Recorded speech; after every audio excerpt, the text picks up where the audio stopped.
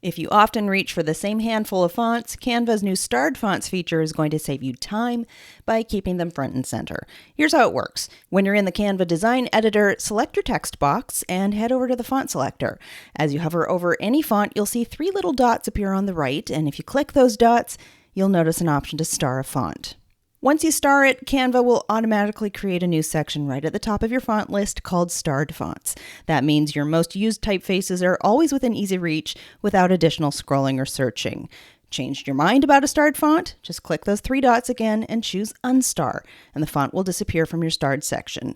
And if you don't have any fonts starred at all, that section won't show up. Just a quick heads up, only your first 3 starred fonts will show at the very top of the list. If you've starred more than that, you'll need to click See All to view the rest. To get the most out of the feature, it may help you to keep your true go-to fonts in those top spots so they're always right there without the extra click. Starred fonts is a small feature, but it's the kind of time saver that makes Canva feel a little more personalized and makes your workflow a lot smoother. If you haven't yet upgraded to Canva Pro, I encourage you to give it a try.